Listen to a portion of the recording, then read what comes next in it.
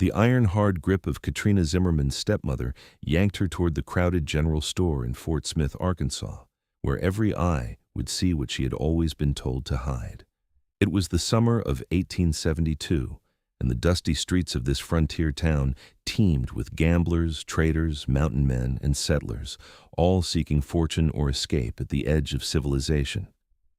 Katrina had learned long ago to keep her head down, to let her auburn hair fall across the left side of her face, concealing the wine-dark birthmark that spread from her temple to her jaw like spilled ink on parchment. "Stand up straight," Harriet Zimmerman hissed, her bony fingers digging into Katrina's shoulder. "You'll fetch a price even with that mark on you. Some man will take you off my hands." Katrina was 20 years old, and in the 3 years since her father had died, life had become a special kind of hell. Harriet had married her father for his small plot of land and the modest savings he had accumulated as a blacksmith. Within months of his passing, Harriet had sold everything and dragged Katrina to Fort Smith, claiming a fresh start would do them both good. But Katrina knew the truth. Harriet saw her stepdaughter as nothing more than a burden to be rid of, preferably in exchange for coin. The general store bustled with activity. Men in buckskin and homespun gathered around barrels of goods, their voices rough from whiskey and tobacco. Women in faded calico dresses clutched their children close, eyeing the shelves of dry goods with careful calculation. Katrina felt the familiar weight of stares as Harriet pushed her forward, deliberately sweeping the hair back from her face. "Look at this one," a toothless prospector cackled, pointing at Katrina's birthmark. "She's got a birthmark across her cheek. Looks like someone took a branding iron to her." Laughter erupted around them. Katrina's cheeks burned, but she kept her eyes fixed on the rough wooden floorboards. This was not new. Harriet had been parading her through town for weeks, seeking any man desperate or cruel enough to take a marked woman as a bride in exchange for a small dowry. "Maybe she's cursed," another man jeered. "Indian magic or witchcraft." "More likely the devil's touch," a woman in a severe black dress added, making the sign of the cross. Katrina wanted to run, to disappear into the hills surrounding Fort Smith and never return. But she had nowhere to go, no money, no skills beyond the basic cooking and sewing Harriet had grudgingly taught her. In this world, a woman alone was prey. The door to the general store swung open with such force that the hinges groaned. Every head turned toward the massive figure that filled the doorway, blocking out the harsh afternoon sun. The man who entered was unlike anyone Katrina had seen in Fort Smith, and she had seen plenty of the rough characters in this border town. He stood well over 6 feet tall, with shoulders so broad they seemed carved from the mountains themselves. His hair fell past his shoulders in waves the color of dark honey, and a thick beard covered the lower half of his face. But it was his eyes that caught Katrina's attention, a startling gray-blue like winter ice over deep water. He wore buckskin pants and a leather vest over a homespun shirt, and his arms were roped with muscle that spoke of years hauling traps, skinning game, and surviving alone in the wilderness. "I need supplies," the mountain man said, his voice a deep rumble that silenced the mocking laughter. 3 months' worth. I have pelts to trade." The storekeeper, a nervous man named Willard, practically tripped over himself to assist. "Of course, Mr. Everett. Your furs are always the finest quality." So this was Marcus Everett. Katrina had heard whispers about him during her time in Fort Smith. He came down from the mountains 2 or 3 times a year, trading the pelts he had trapped for supplies, then disappearing back into the wilderness. Some said he had been a soldier in the war. Others claimed he was running from something, but no one knew for certain. What everyone agreed on was that Marcus Everett was a man best left alone, dangerous as a wounded bear and twice as unpredictable. Marcus's gaze swept the store, taking in the crowd, the barrels of goods, and finally settling on Katrina. His eyes narrowed slightly when he saw her birthmark, but unlike the others, there was no mockery in his expression. Instead, something flickered there, recognition perhaps, or understanding. Harriet, never one to miss an opportunity, pushed Katrina forward. "Mr. Everett, is it? I am Harriet Zimmerman, and this is my stepdaughter, Katrina. Perhaps you are in need of a wife. She's a hard worker, and I would ask only a modest sum to see her settled." Katrina wanted to die right there on the spot. The humiliation of being sold like a horse at auction was bad enough without this stranger's cold assessment. A modest sum? Marcus's voice held no inflection. You are selling your stepdaughter? Merely ensuring her future, Harriet said, her smile oily and false. A woman needs a husband, and Katrina has few prospects given her unfortunate marking. That mark, the toothless prospector chimed in again, probably means she is bad luck. I would not take her even for free. Probably barren too, another man added. Mark like that. Something is wrong inside. The cruel words landed like blows, each one driving the knife deeper. Katrina had heard variations of these insults her entire life, but they never stopped hurting. She was marked, different, something to be hidden or discarded. Marcus Everett turned to face the men who had spoken. The temperature in the room seemed to drop 10 degrees. Any man here got more to say about the woman's mark? His hand rested casually on the knife at his belt, the blade easily 12 inches long and worn smooth from use. Silence fell like a blanket of snow. Even the toothless prospector found something fascinating to study on the floor. That's what I thought. Marcus turned back to Harriet, and Katrina caught a glimpse of something in his expression, disgust perhaps, or anger tightly controlled. How much are you asking? Harriet's eyes gleamed with greed. $50 and she is yours. That includes the clothes on her back and her mother's Bible. 40, Marcus countered, and I will take her now. Katrina's heart hammered against her ribs. This could not be happening. She was being sold to a stranger, a mountain man who lived alone in the wilderness. What did he want with a wife? And why would he pay for someone the whole town considered cursed? 45, Harriet haggled. 40, and I will not gut you in front of all these witnesses for selling a human being like she is livestock. The threat in Marcus's voice was unmistakable. Harriet paled but held out her hand. $40 then. Cash. Marcus counted out the coins from a leather pouch, each one landing in Harriet's palm with a heavy clink. When the transaction was complete, he looked at Katrina for the first time with something approaching gentleness. Do you have belongings? He asked. Katrina found her voice, though it trembled. A small bag at the boarding house. We will get it. He turned to the storekeeper. Load my supplies onto my wagon. I will return within the hour. Harriet pocketed the coins and swept toward the door without a backward glance at her stepdaughter. Katrina stood frozen, unable to process what had just happened. In the space of 10 minutes, her life had been sold, and her future determined by a man she had never met. Marcus gestured toward the door. Come on, show me where you're staying. Katrina moved on numb legs, following the massive mountain man out into the bright sunlight of Fort Smith's main street. The town was built where the Poteau River met the Arkansas, a strategic location that had made it a hub for traders, soldiers, and settlers heading west. Wooden buildings lined the dusty streets, and the air smelled of horse manure, wood smoke, and the river. I am not going to hurt you, Marcus said quietly as they walked. His long strides covered ground quickly, and Katrina had to hurry to keep pace. Why did you buy me? The question escaped before she could stop it. Marcus was silent for several paces. Because no woman deserves to be sold by her family and mocked by strangers for something she cannot control. So this is charity. Bitterness crept into her voice. No. He stopped and turned to face her, and Katrina realized just how large he truly was. She was not a small woman at 5.5 feet, but Marcus towered over her. This is a bargain. You need a way out of a bad situation. I need someone to help with the work. Winter is coming in a few months, and preparing alone is harder every year. You want a servant, not a wife. I want a partner. His gray-blue eyes held hers steadily. Someone who will work alongside me, who will not run screaming into the wilderness when things get hard. In return, you will have a roof over your head, food in your belly, and no one to mock you or sell you ever again. It was not a declaration of love or even affection, but it was honest. And honesty was more than Harriet had ever given her. What if I refuse? Katrina asked, though she already knew the answer. Then I will take you wherever you want to go and give you the $40 to start fresh. But Fort Smith is not kind to women alone, and that money will not last long. He was right. She had no real choice, but somehow the fact that he offered one made all the difference.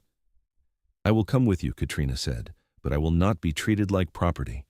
A ghost of a smile touched Marcus's bearded face. Good. I do not want property. I want someone with spine. The boarding house was a ramshackle 2-story building that smelled of boiled cabbage and unwashed bodies. Katrina's room was barely large enough for a cot and a wooden crate that served as a table. Her belongings fit into a single canvas bag: her mother's Bible, 2 dresses, undergarments, and a silver locket with her parents' wedding portrait inside. Marcus waited in the doorway, his presence filling the small space. That is everything? I do not own much, Katrina said, unable to keep the defensive edge from her voice. You will need warmer clothes. The mountains get cold, and those thin dresses will not suffice. He pulled out his coin pouch again. We will stop at the dry goods store. I thought you spent all your money on supplies and buying me. I have more. He led the way back down the narrow stairs. Trapping is good business if you know what you're doing. At the dry goods store, Marcus selected sturdy wool fabric, thick stockings, and a heavy cloak lined with rabbit fur. The proprietor, a thin woman with suspicious eyes, tried to charge him twice the going rate until Marcus simply stared at her until she lowered the price. Katrina watched this interaction with growing fascination. The mountain man did not yell or threaten.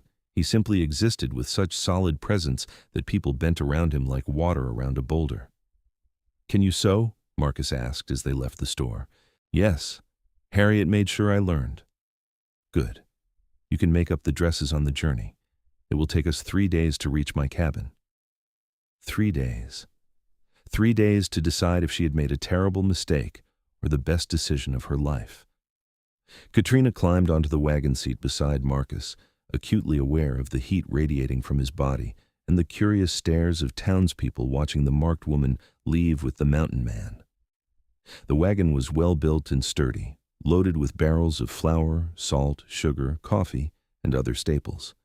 Tools hung from hooks along the sides, and bundles of traps were lashed to the back. Marcus drove with easy competence, guiding the team of 2 sturdy horses out of Fort Smith and onto the rough trail that led north into the mountains. For the first hour, they rode in silence. Katrina watched the landscape change from the muddy banks of the rivers to rolling hills covered in oak and hickory. The summer heat was oppressive, and sweat trickled down her back beneath her dress. She pulled her hair back to catch any breath of wind, forgetting for a moment about her birthmark. How long have you had that mark? Marcus asked, his eyes on the trail ahead. Katrina's hand flew to her cheek. Since birth. My mother said I was born with it. It looks like a bird in flight, Marcus said. A hawk or eagle, wings spread. Katrina blinked in surprise. No one had ever described her birthmark as anything beautiful. Most people say it looks like I was burned or cursed. Most people are fools. Marcus shifted the reins in his calloused hands. I was born with a mark, too, on my back. Looks like a lightning bolt, my mother said. She told me I was touched by the gods, marked for something special. He shrugged his massive shoulders. Mostly it just meant the other boys picked fights with me, said I thought I was better than them. Where is your mother now? Katrina asked softly. Dead. Cholera took her and my father when I was 16. I have been on my own since then. There was no self-pity in his voice, just statement of fact. I am sorry. Life is hard. You survive or you do not. He glanced at her. You're a survivor, I can tell. How? Because you're still here, still fighting. A weaker person would have broken under that stepmother of yours. The unexpected compliment warmed something inside Katrina's chest. They fell back into silence, but it was more comfortable now, less charged with uncertainty. As the sun began its descent toward the western horizon, Marcus pulled the wagon off the trail into a small clearing beside a creek. The water burbled over smooth stones, and cottonwood trees provided shade. We camp here tonight, Marcus said, jumping down from the wagon with athletic grace despite his size. Can you cook? Basic things: stew, cornbread, beans. Basic is good. There's a pot in the wagon and dried meat in the barrel marked with an X. I will see to the horses and gather firewood. Katrina climbed down less gracefully, her legs stiff from hours on the hard wagon seat. She found the pot and supplies, along with a sack of potatoes and carrots. While Marcus unhitched the horses and led them to the creek to drink, she got to work building a fire ring from stones and preparing a simple stew. The domestic task was soothing, familiar, She had spent countless hours cooking for her father and later for Harriet, though Harriet had never been satisfied with anything Katrina made.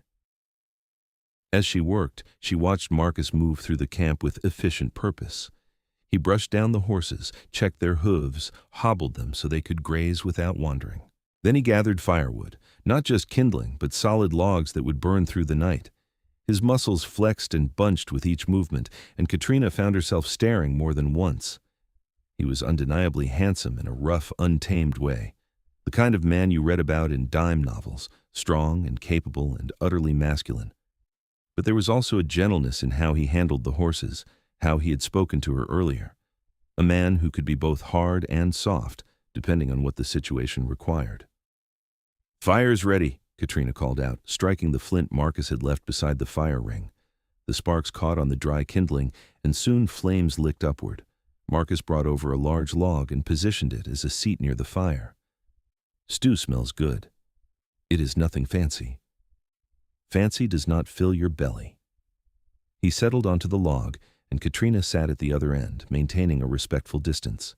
The stew bubbled and steamed, and as darkness fell over the clearing, the firelight created a bubble of warmth and light against the vast wilderness. When the stew was ready, Marcus produced 2 tin bowls and spoons from the wagon. Katrina ladled out generous portions, and they ate in companionable silence. The food was simple but good, seasoned with wild herbs Marcus had added from a pouch on his belt. "You know herbs?" Katrina asked.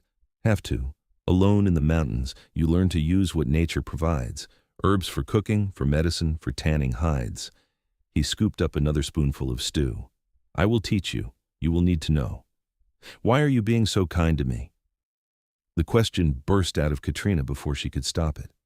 "You could have left me in Fort Smith. You could have bought any woman. Why someone marked like me?"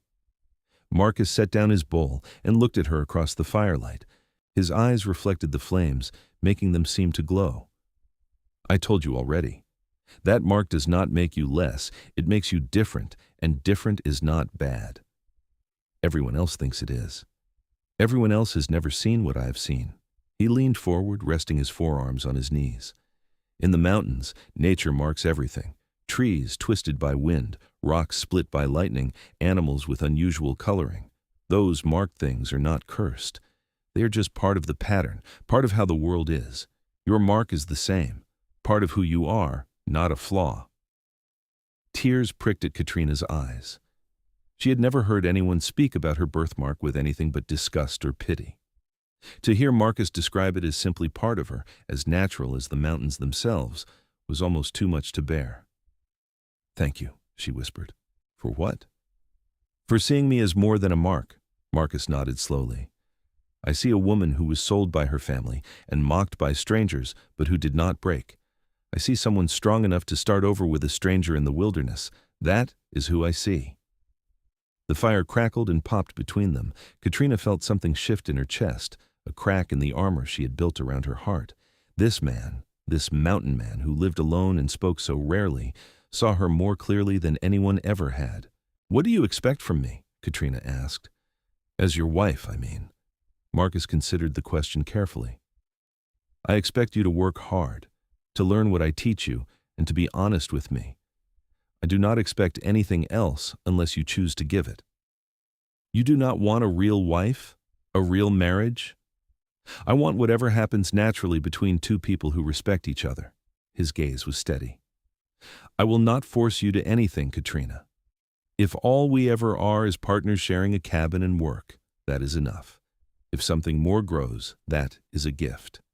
It was the most romantic thing anyone had ever said to her, and it was not romantic at all, just honest and real and utterly Marcus. "I can agree to that," Katrina said.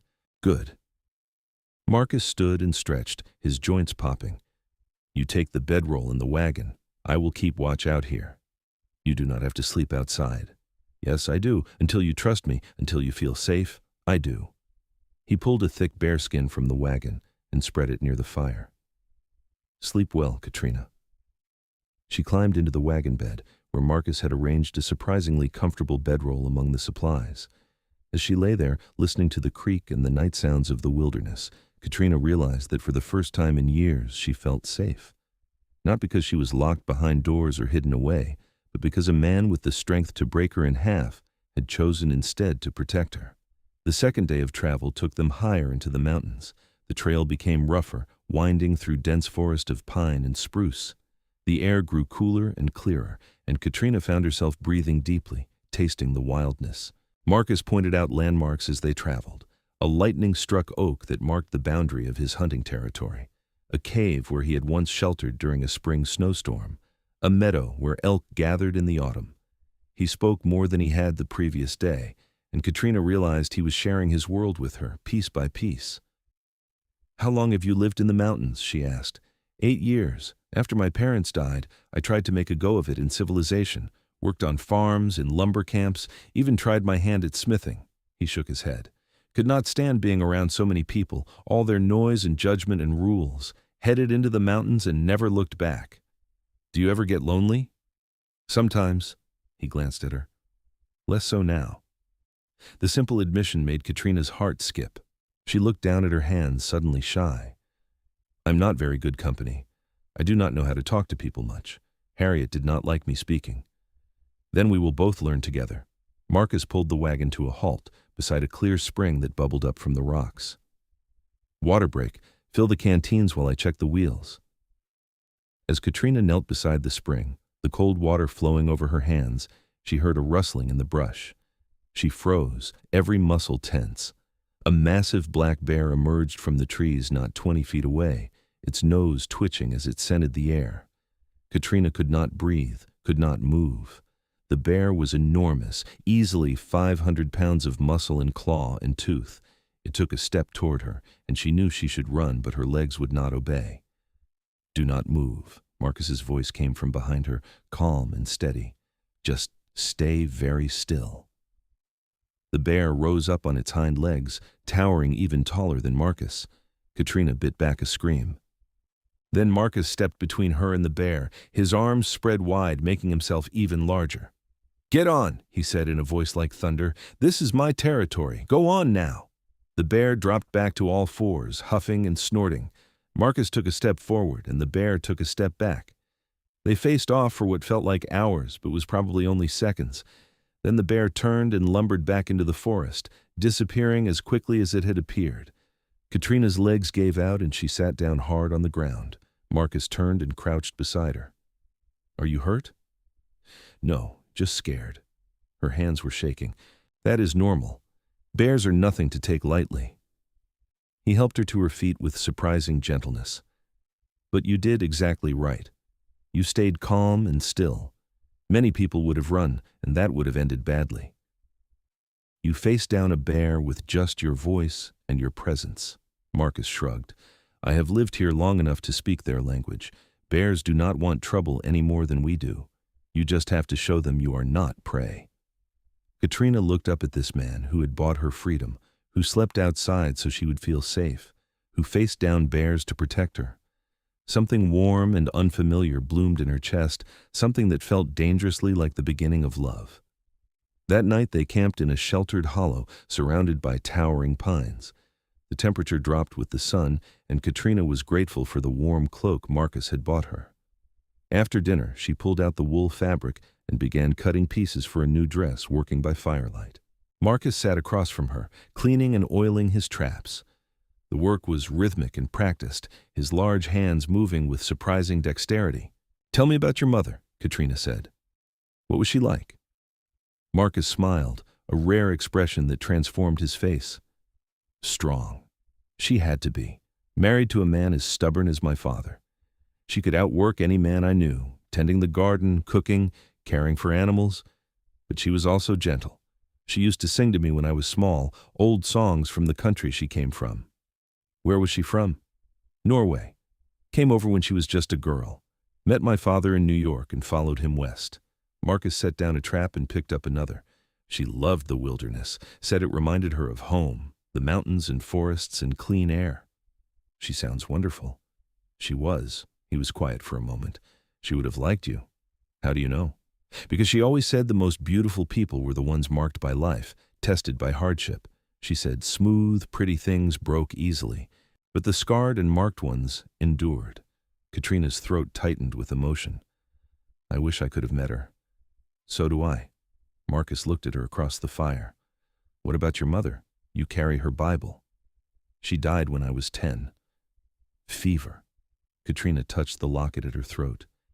She was kind, softer than my father. He loved her desperately, and when she died, something in him died too. He kept going for me, but he was never the same. I think when he passed, it was almost a relief for him. He could be with her again. And you were left with Harriet. Father married her a year before he died. I think he was trying to make sure I would be cared for after he was gone. He did not know what she was really like. Bitterness crept into Katrina's voice. Or maybe he did not want to know. Marcus stood and moved around the fire to sit beside her on the log. The heat of his body was like a furnace, chasing away the mountain chill. He made a mistake, but that mistake led you here, to this moment. Maybe that is worth something. Katrina looked up at him, at his strong profile illuminated by firelight, and realized he was right. If Harriet had not sold her, she would still be in Fort Smith, still being mocked and scorned. Instead, she was here in the wilderness with a man who saw her as she had always longed to be seen, as whole and worthy and unmarked by shame. Yes, she said softly, maybe it is. They sat in comfortable silence, shoulders almost touching, and watched the fire burn down to glowing coals. The third day brought them to Marcus's cabin. It sat in a broad valley surrounded by peaks still capped with last winter's snow despite the summer heat at lower elevations. A stream ran beside the cabin, crystal clear and cold from mountain springs. The cabin itself was larger than Katrina had expected, built from thick logs chinked with clay and moss. A stone chimney rose from one end, and a covered porch ran along the front. "It is beautiful," Katrina breathed, taking in the wildflowers that dotted the meadow and the way the mountains embraced the valley. "It is home." Marcus drove the wagon up to the cabin and set the brake. "Come on, I will show you around." The inside of the cabin was one large room with a sleeping loft above. A massive fireplace dominated one wall, with cooking pots and utensils hanging from hooks. A sturdy table and chairs sat in the center of the room, and shelves lined the walls filled with supplies and tools. Furs were piled in one corner, waiting to be traded.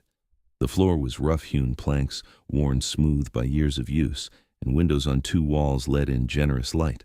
"The loft is for sleeping," Marcus said, pointing to the ladder. "There's a bed up there, big enough for two. I will build a partition for privacy if you want it." Katrina climbed the ladder and found a surprisingly comfortable bed made from a wooden frame and a thick mattress stuffed with pine needles and furs. More furs served as blankets, soft and warm. "This is wonderful," she called down. "Good." Marcus began unloading the wagon. "We have a lot of work to do before winter. Garden needs tending, meat needs smoking, firewood needs cutting. I will teach you everything." Over the following weeks, Katrina learned more than she had in her entire previous life.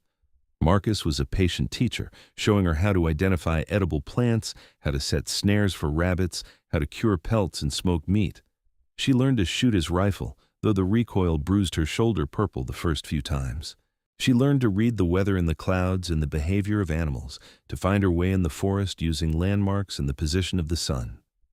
The work was hard, harder than anything she had done before. Her hands blistered and her muscles ached, but there was satisfaction in it. When she pulled carrots and potatoes from the garden, she knew her labor had grown them. When she successfully snared a rabbit, she knew her skill had fed them. It was honest work with honest results, and Katrina thrived. Marcus worked alongside her every day, and Katrina found herself watching him more and more, the way his muscles bunched and released as he split wood, the concentration on his face as he fletched new arrows, the gentleness in his hands as he showed her how to skin a rabbit without tearing the pelt. He was utterly male, utterly capable, and utterly kind in ways that made her heart ache.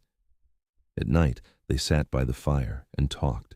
Marcus told her stories of his years in the mountains, of winters so harsh the creek froze solid, and summers so hot the deer sought the highest peaks to escape the heat.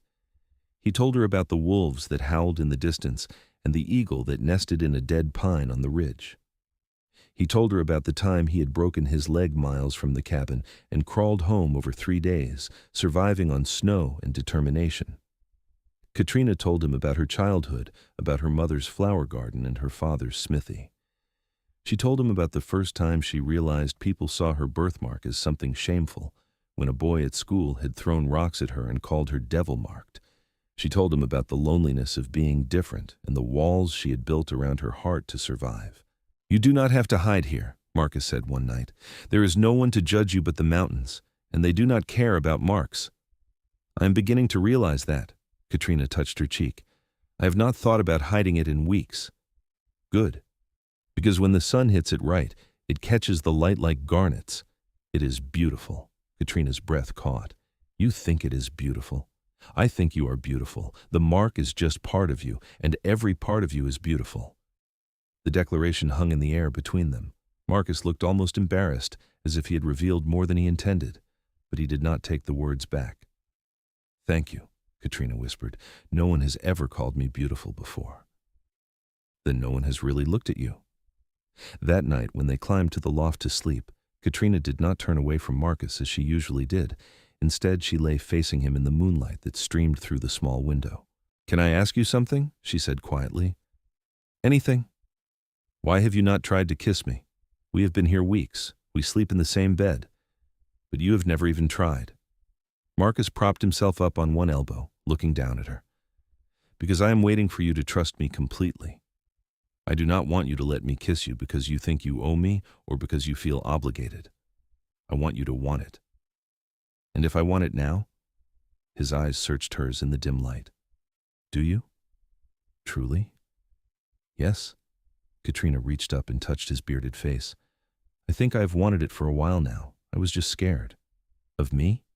Of feeling. Of caring for someone and having them leave or die or hurt me." She smiled sadly. "But I'm tired of being scared. I'm tired of walls." Marcus leaned down slowly, giving her every chance to change her mind. But Katrina did not change her mind.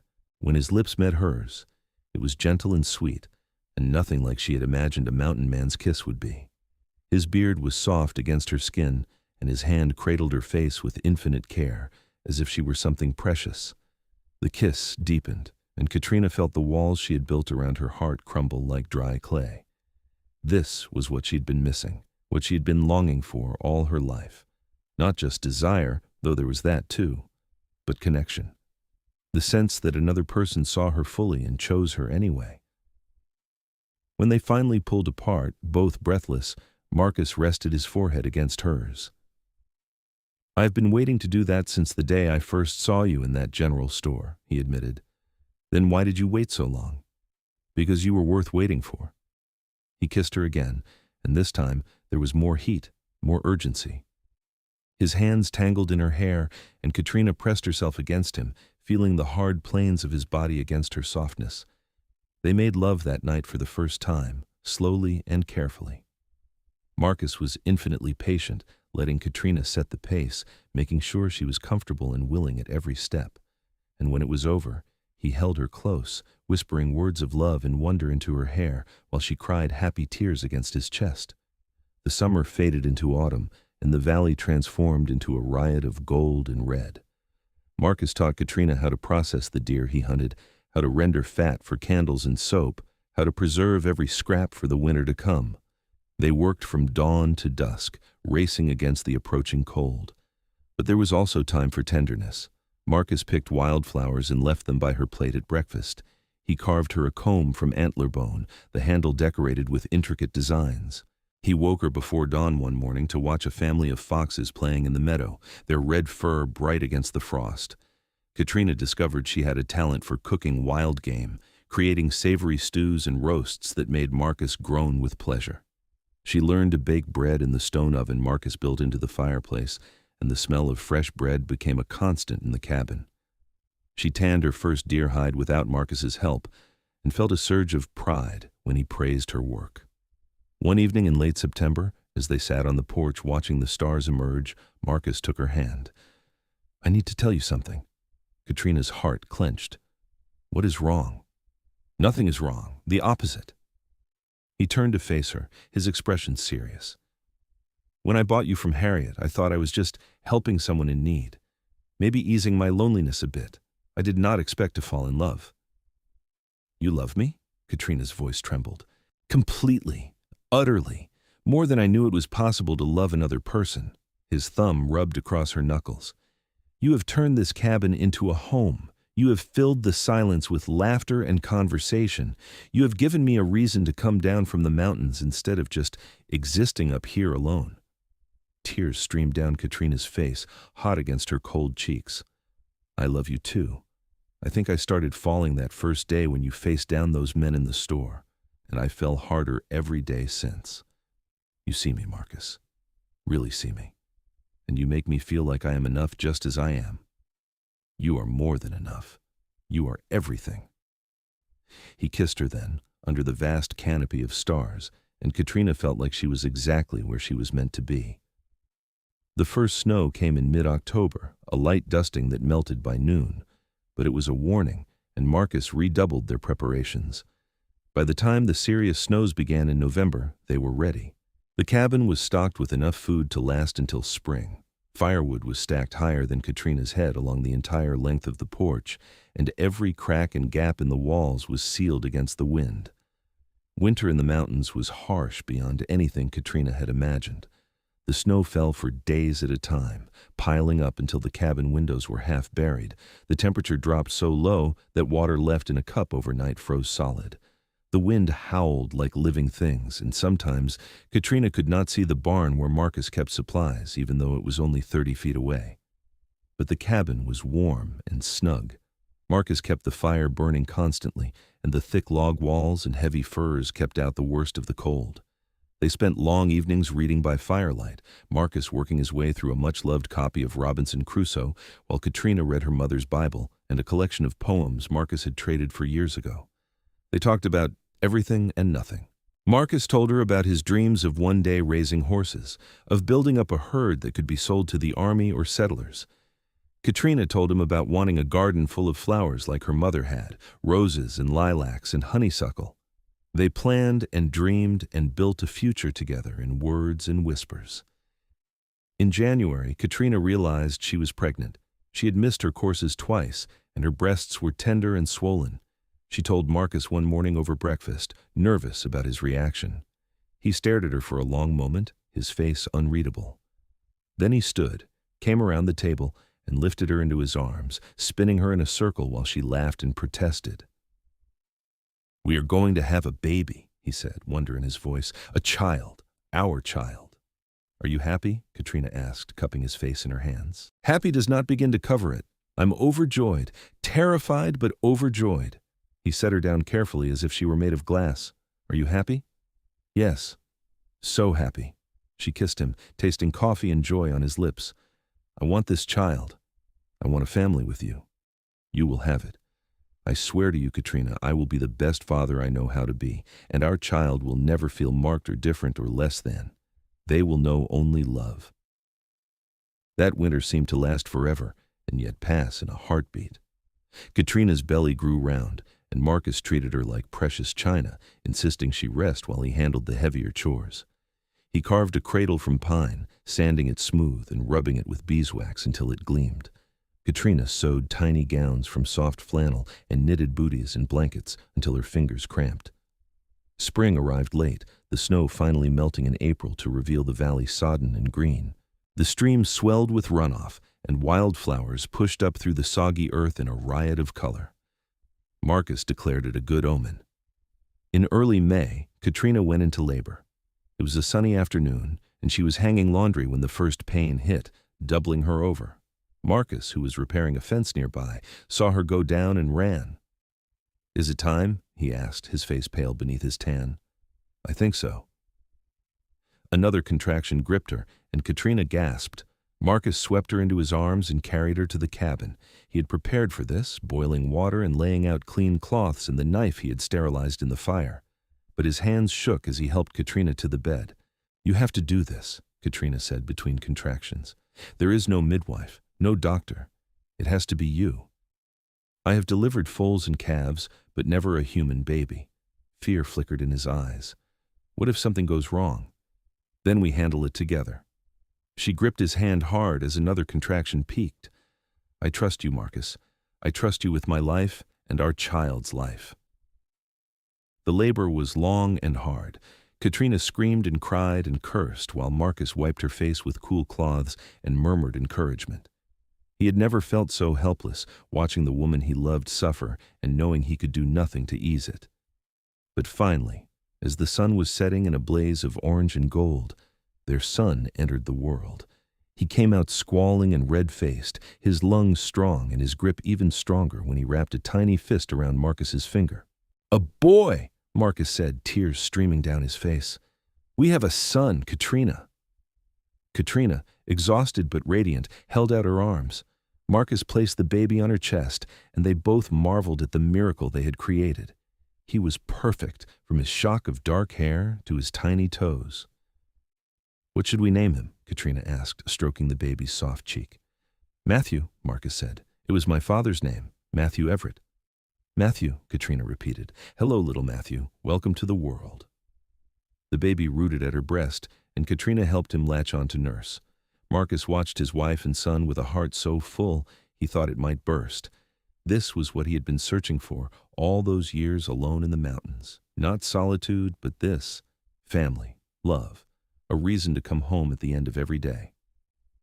As summer bloomed across the valley, the little family settled into new rhythms. Matthew grew rapidly, his eyes changing from newborn blue to a striking gray blue like his father's. He was a good baby, sleeping for long stretches and nursing eagerly. Katrina recovered her strength quickly, and soon she was back to working in the garden with Matthew strapped to her chest in a sling Marcus had fashioned from soft deerskin. Marcus was an attentive father, changing soiled cloths without complaint and walking the floor with Matthew when he was fussy so Katrina could sleep. One afternoon in July, Marcus returned from checking his trap lines to find Katrina sitting on the porch, nursing Matthew. The sun caught her birthmark, making it glow like dark wine, and her face was soft with contentment. She had never looked more beautiful. "What are you staring at?" she asked, smiling.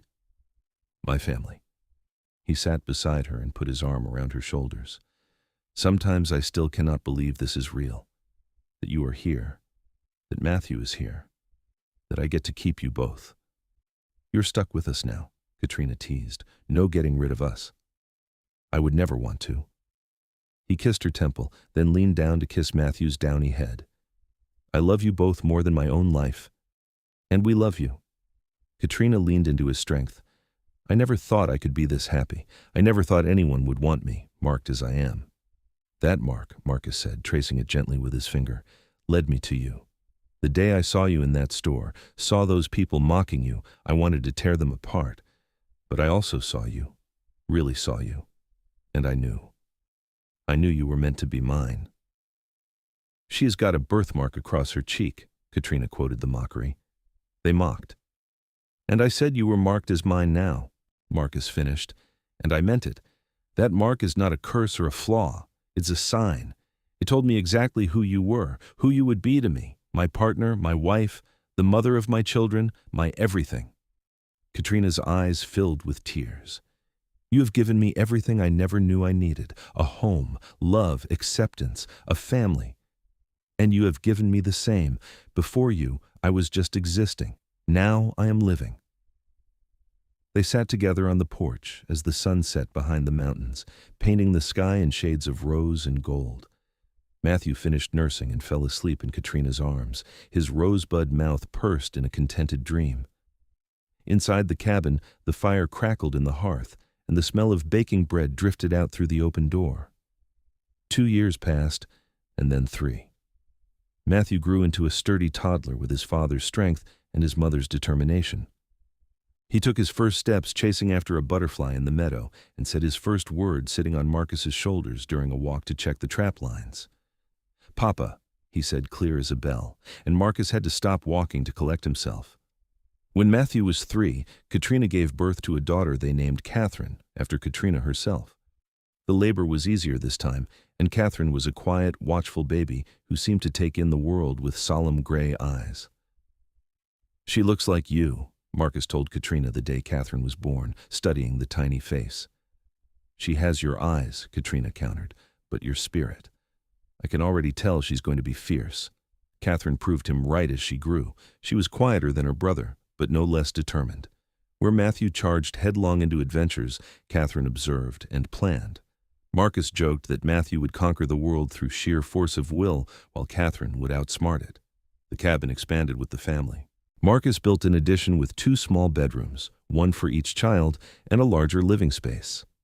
He built Katrina the flower garden she had dreamed of, hauling rich soil from the valley floor and constructing raised beds that protected the delicate plants from early frosts. Katrina's roses and lilacs thrived, and in summer the cabin was surrounded by blooms that perfumed the air and attracted bees from miles around. Marcus built beehives, and they harvested honey, thick and golden and sweet. Katrina learned to make candles from beeswax, and the cabin glowed with soft, honey-scented light on winter evenings. Marcus expanded his trapping operation, and his reputation for quality pelts spread. Traders came up from Fort Smith now, making the 3-day journey rather than waiting for Marcus to come to them. They paid premium prices and always left with full packs. But Marcus never let the work consume him. He made time for his family, teaching Matthew to fish in the stream and showing Catherine how to identify animal tracks. He carried both children on his shoulders during walks, Matthew chattering constantly while Catherine observed everything with quiet intensity.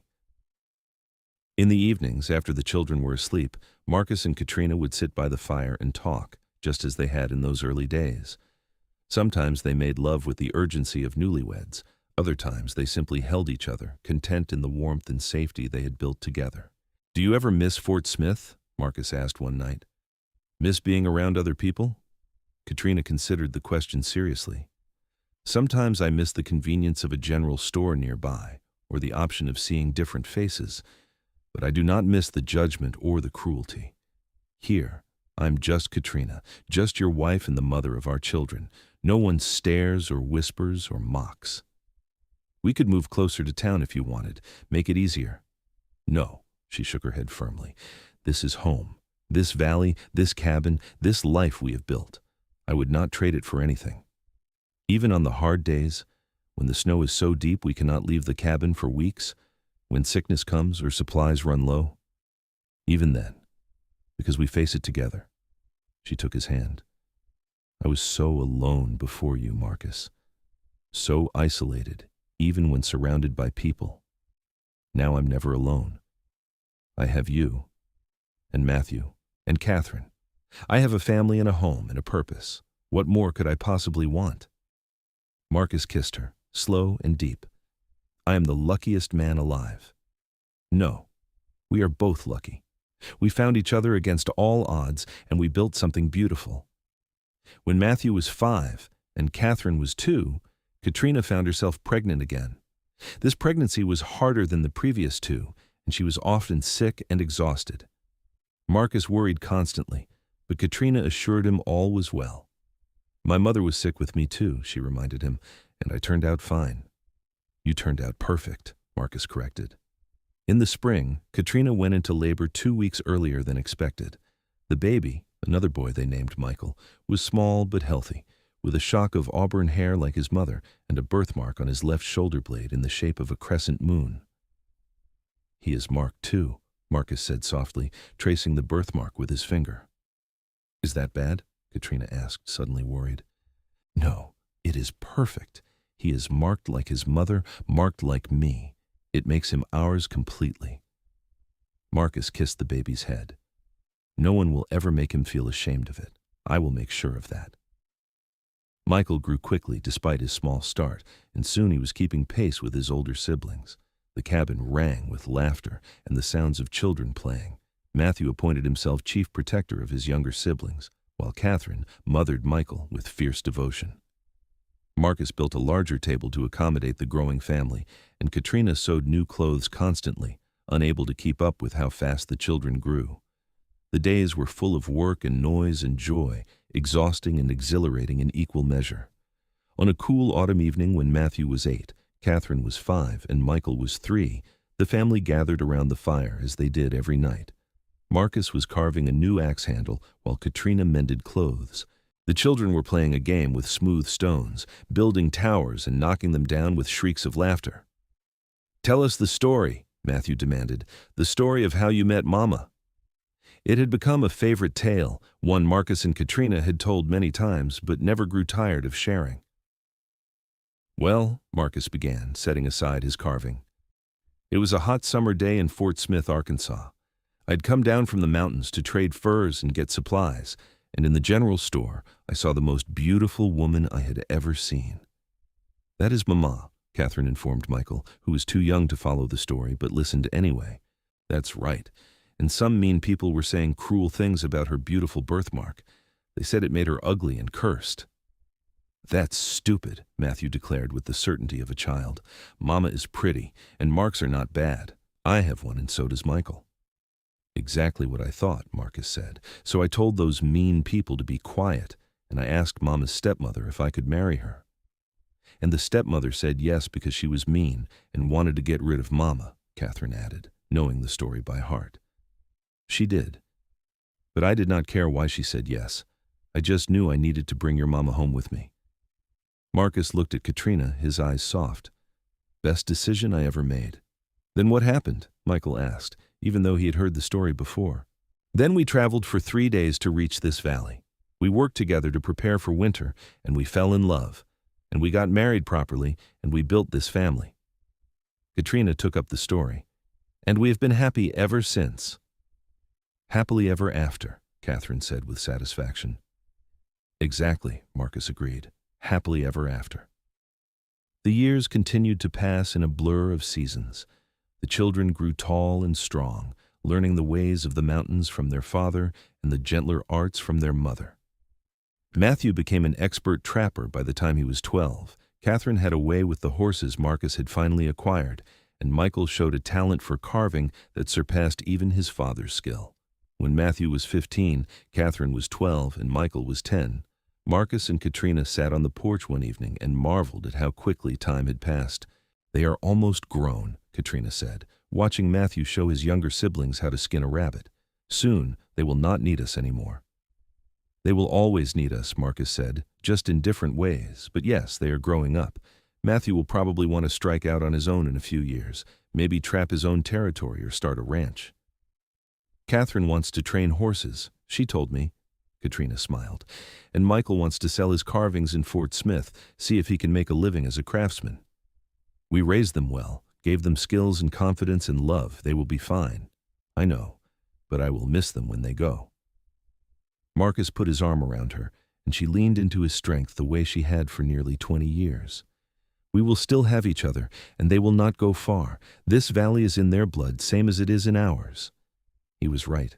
When Matthew turned 18, he did strike out to trap his own territory, but he chose a valley only a day's ride away. He visited often, bringing his pelts to trade with his father and eating Katrina's cooking until he groaned.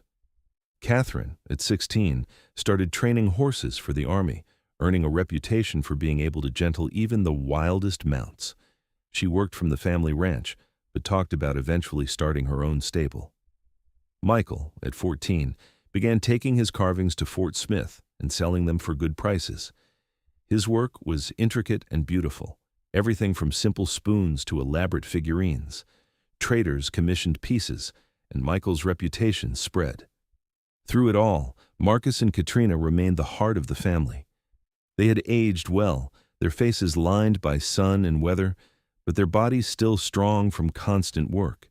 Marcus's hair was more silver than gold now, and Katrina's auburn had threads of white, but they moved together with the ease of people who had spent decades in partnership. On their 20th wedding anniversary, such as it was since they had never had a formal ceremony, Marcus surprised Katrina with a gift. He had ridden down to Fort Smith and purchased a ring, a simple band of gold with a small garnet set in it. "The stone matches your birthmark," he said as he slipped it onto her finger. "I should have done this years ago, made it official." Katrina turned her hand, watching the garnet catch the light. "It was always official to me. From the moment you bought me, from the moment you saw me as more than a mark, it was real. Still, you deserve a ring, deserve to be claimed properly.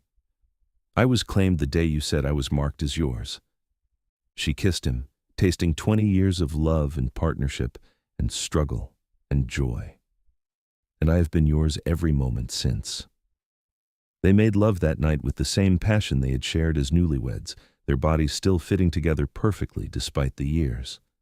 Afterward, lying tangled in furs with moonlight streaming through the window, Marcus traced Katrina's birthmark as he had done countless times before. "I meant what I said that day in Fort Smith," he murmured. "You were marked as mine. The gods or fate or whatever power runs this world put that mark on you so I would recognize you when I found you." "Do you really believe that?" "I do, because nothing else explains how perfectly we fit, how right this all feels." He kissed the birthmark, his lips gentle on her skin. "You are my other half, Katrina. The piece I did not know was missing until I found you. And you are mine. My strength, my partner, my love." She cupped his bearded face. "I thank God every day that you walked into that store, that you saw past what everyone else saw and recognized me. How could I not? You shone like a beacon, even beaten down by that terrible woman. Your spirit called to mine." They fell asleep holding each other, and in the morning they woke to find fresh snow had fallen in the night, the first of the season. It blanketed the valley in pristine white, transforming the familiar landscape into something magical. "Winter is coming early this year," Marcus observed, looking out the window. "Then we will face it as we have faced every winter, together, warm and safe." The children came for dinner that afternoon, riding through the snow to gather around the family table one more time. Matthew brought his new wife, a strong young woman named Sarah he had met on a trading trip. Catherine brought her latest project, a beautiful paint mare she was training. Michael brought a carving he had made for his parents, an intricate scene showing the cabin surrounded by mountains. They ate and laughed and told stories late into the night. Marcus watched his family, his children grown and thriving, his wife still beautiful at 42, and felt contentment settle over him like a warm cloak. This was what he had built. Not just a cabin or a trapline or a herd of horses, but a legacy of love. As the evening wound down and the children prepared to leave, Matthew pulled his parents aside. "Sarah is pregnant," he said quietly. "You are going to be grandparents." Katrina burst into tears of joy, and Marcus embraced his son, clapping him on the back hard enough to make Matthew stagger. "Congratulations," he said, his voice thick. "You are going to be a wonderful father." "I had a good example," Matthew said. After the children left, Marcus and Katrina stood on the porch watching the snow fall. The valley was silent except for the whisper of flakes and the distant call of an owl. "Grandparents," Katrina said wonderingly. "We are going to be grandparents." "Another generation, another chance to pass on what we have learned." Marcus pulled her close. "Another chance to make sure no child ever feels marked or different or less than." "Our grandchildren will know only love," Katrina agreed, "just like our children did." They went inside, banked the fire, and climbed to the loft. The bed that had been theirs alone was now worn smooth by decades of use, the furs soft and familiar. They lay down together, and Marcus wrapped himself around Katrina as he had done every night for 20 years. "I love you," he whispered into her hair. "I love you too, today, tomorrow, and forever." The years continued their steady march. Matthew and Sarah had 4 children, 2 boys and 2 girls. Catherine married a horse trader and had 3 children of her own. Michael found love with a woman from Fort Smith who shared his artistic temperament, and they had twin daughters who showed remarkable talent for music. Marcus and Katrina's cabin became the gathering place for the growing family. Every holiday, every celebration saw the valley filled with children and grandchildren. Marcus built a long table that could seat 20, and Katrina cooked vast meals that fed the hungry horde. They were grandparents, and then great-grandparents, as Matthew's oldest daughter married and started her own family. The valley that had once been silent except for Marcus's solitary presence now rang with life and laughter. Through it all, Marcus and Katrina remained devoted to each other. They worked side by side every day, their movements synchronized by decades of partnership. They still sat by the fire every evening, holding hands and talking. They still made love, though less frequently as their bodies aged, and they still fell asleep wrapped around each other every night. When Marcus was 65 and Katrina was 62, they took stock of their life together. 45 years, Marcus said one autumn evening. Hard to believe it has been that long since I walked into that general store. Best 45 years of my life, Katrina said. Every moment, even the hard ones, was worth it because I spent them with you. Do you ever think about what your life would have been like if I had not bought you that day? No, because that life did not happen. This one did. This beautiful, full, rich life. She gestured to the valley around them, to the cabin they had built and expanded, to the family that bore their name and legacy. We did this, Marcus. Together, we built something that will last long after we are gone. No regrets? Not a single one. You? Only that I did not find you sooner. He kissed her forehead. But maybe we found each other at exactly the right time. Maybe we both needed to be broken down a bit before we could be built back up together. Maybe so. They sat in comfortable silence, watching the sun set behind the mountains they had called home for so long. The peaks were painted in shades of orange and pink, the sky above fading from blue to indigo. Stars began to emerge, the same stars they had watched together for 45 years. When I die, Marcus said quietly, I want to be buried here, in this valley, where I can always watch over our family. When we die, Katrina corrected, because we are going together or not at all. And yes, here in the valley, beneath the big pine where we scattered your mother's Bible after it fell apart from use, where the wildflowers grow thickest in spring. You have it all planned out. I've had years to think about it. She squeezed his hand. But let us not talk of dying. We have years left, you and I. Years to watch our great-grandchildren grow. Years to sit on this porch and count our blessings. You are right. Marcus stood and pulled her to her feet. Come on, let us go to bed. I want to fall asleep holding you, like I have for 45 years. Like you will for 45 more, Katrina said.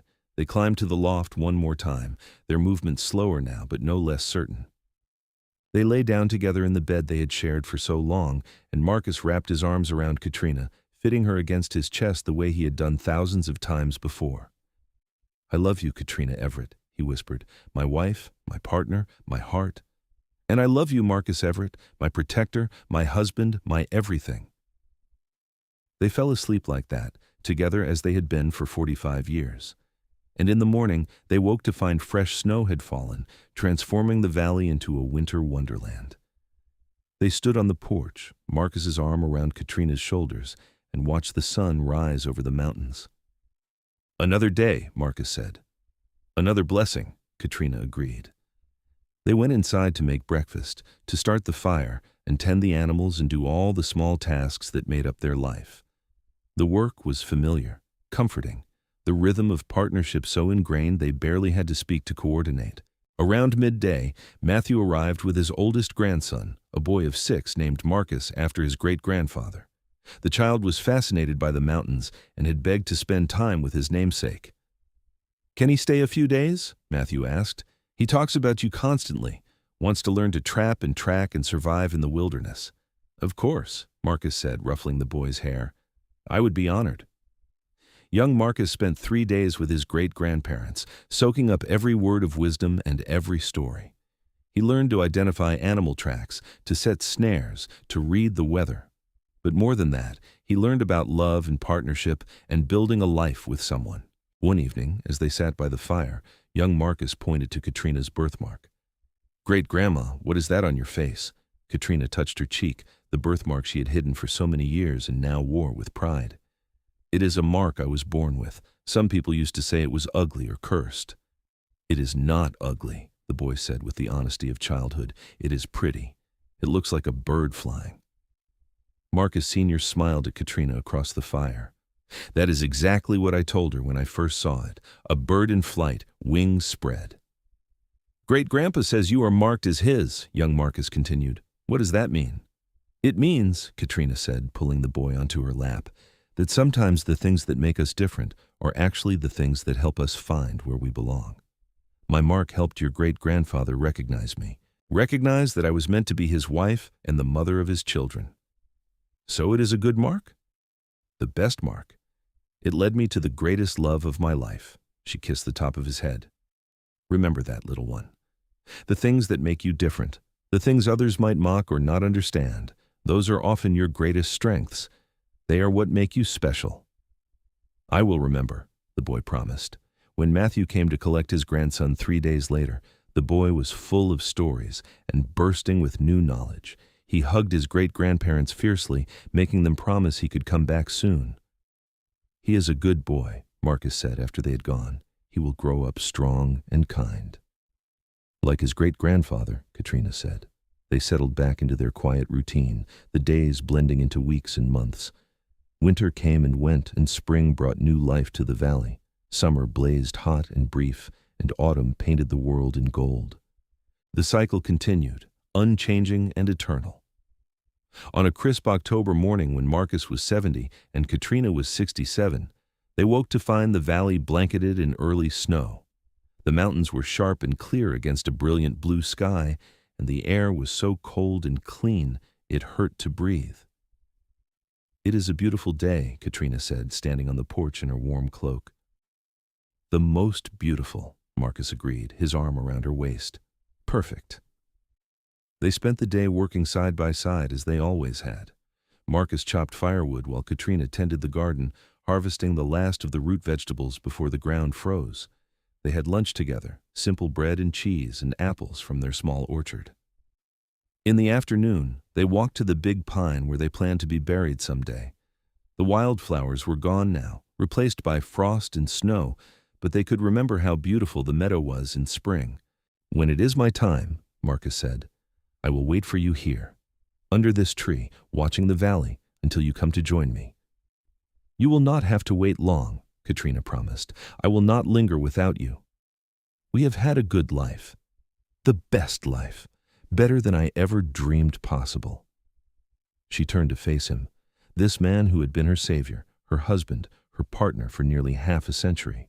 His hair was white now, his face deeply lined, but his eyes were still that striking gray blue, still looking at her with the same love and devotion they had held the day he bought her freedom. "You made me believe I was beautiful," Katrina said softly. "You made me believe I was worthy of love. You gave me everything." "You gave me more," Marcus replied. "You gave me a family, a home, a reason to live instead of just exist. You turned a lonely cabin into a place of joy. You are my heart, Katrina. You always have been." They kissed there under the pine tree, and it was as sweet and perfect as their first kiss decades ago. Then they walked hand in hand back to the cabin, their footprints marking the fresh snow. That night, they made love one last time, slowly and tenderly, treasuring every touch and kiss. They fell asleep, wrapped in each other's arms, and in the morning, Marcus did not wake. Katrina woke to find him gone, his body still warm against hers, but his spirit flown. She did not cry or scream. Instead, she held him close and whispered words of love into his unhearing ears. Then she rose, dressed in her best dress, and walked to Matthew's house. The family gathered to mourn. They buried Marcus under the big pine as he had wished, on a clear autumn day when the mountains seemed close enough to touch. Every child, grandchild, and great-grandchild came to say goodbye, and they shared stories of his strength, his kindness, his unwavering love for Katrina. Katrina stood at the graveside, dry-eyed and calm. She placed a bouquet of dried wildflowers on the fresh earth and spoke her final words to the love of her life. "Wait for me, my darling. I will not make you wait long. We had 48 years together, and that was a blessing beyond measure. But eternity awaits, and we will have that too. Wait for me under the pine tree, and I will come to you soon." She meant it. Without Marcus, Katrina had no desire to continue. She had lived a full and beautiful life, raised children and grandchildren who would carry on their legacy. She had known a love that most people only dreamed of. She was ready to rest. The family tried to convince her to move in with one of them, but Katrina refused. She returned to the cabin, to the bed she had shared with Marcus for so long, and she simply waited. She ate little, slept much, and spent her days sitting on the porch looking at the mountains. 3 weeks after Marcus died, on a morning when fresh snow had fallen and the world was silent and white, Katrina's children found her on the porch. She sat in Marcus's old chair, wrapped in the bearskin he had used that first night they camped together, a peaceful smile on her face. In her hand, she clutched the garnet ring Marcus had given her for their 20th anniversary. She had joined him at last. They buried Katrina beside Marcus under the big pine. The family gathered again, and this time there were tears mixed with smiles. because while it was sad to lose them both, there was also joy in knowing they were together again, that death had not separated them, but reunited them. The valley remained in the family. Matthew took over the cabin and the land, and it passed through the generations, each one adding to the legacy Marcus and Katrina had built. The story of the mountain man who bought the marked woman became family legend, told and retold until it took on an almost mythical quality. But those who had known them, who had seen the love that burned between Marcus and Katrina, knew that no legend could capture the truth of what they had shared. They had been two broken people who found each other against all odds and built something beautiful. They had faced mockery and hardship and the brutal challenges of frontier life, and they had not just survived, but thrived. And long after they were gone, when their great-great-grandchildren walked the valley and tended the graves under the big pine, they remembered. They remembered that love could grow in the harshest soil, that marks and scars and differences were not flaws but signs of strength, that true partnership could weather any storm. The wildflowers that grew over Marcus and Katrina's graves were the most beautiful in the valley, blooming thicker and brighter than anywhere else. And on quiet evenings, when the wind whispered through the pines and the mountains glowed in the setting sun, some swore they could feel the presence of the couple who had loved this land and each other so deeply. The cabin still stands, maintained by the family as a reminder of where they came from. The long table that seated 20 still sits in the main room, scarred by generations of use. The cradle Marcus carved for baby Matthew still rocks in the corner. And in the loft, the bed where Marcus and Katrina slept for 48 years remains covered in furs, waiting. But the real legacy was not in wood and stone. It was in the children and grandchildren and great-grandchildren who carried Marcus and Katrina's values forward. It was in the way the family welcomed those who were different, those who were marked or scarred or broken. It was in the understanding that love was not about perfection, but about seeing someone fully and choosing them anyway. Young Marcus, the great-grandson who had spent those 3 precious days with his namesakes, grew up to be a strong and gentle man like his great-grandfather. He never forgot the lesson Katrina had taught him by the fire, that the things that made you different were often your greatest strengths. He passed that lesson to his own children, and they passed it to theirs. And so the story continued, generation after generation. The story of the mountain man who walked into a general store in Fort Smith, Arkansas, in the summer of 1872, and recognized his future in the face of a woman marked by a birthmark. The story of how he claimed her, not as property, but as partner. The story of how they built a life together in the wilderness, facing down bears and blizzards and all the challenges that came with frontier living. But most of all, it was the story of love. Fierce, devoted, unwavering love that lasted through 48 years of marriage and into eternity. Love that saw past marks and scars to the soul beneath. Love that built a legacy stronger than any cabin, more enduring than any mountain. In the valley where Marcus and Katrina made their home, where they raised their children and watched their grandchildren grow, that love still echoes. It is in the wind that sighs through the pines, in the flowers that bloom over their graves, in the creek that bubbles eternally past the cabin. And on clear autumn evenings when the sun sets behind the mountains and the stars begin to emerge, if you stand very still and listen very carefully, you might hear the whisper of voices, a man and a woman talking quietly by firelight, planning and dreaming and building a future together, just as they did for all those precious years. The valley remembers. The mountains remember. And the family that sprang from the love of a mountain man and a marked woman remembers, keeping the story alive for all the generations yet to come. This is the story of how Marcus Everett walked into a general store and found his destiny. How he looked at Katrina Zimmerman, saw the birthmark that others mocked, and recognized it for what it truly was, a sign that she was marked as his, meant for him, destined to be his partner and his love for all the days of their lives and into eternity. And they lived, truly lived, every day of those 48 years together. They built a home, raised a family, and created a legacy of love that would endure long after they were gone.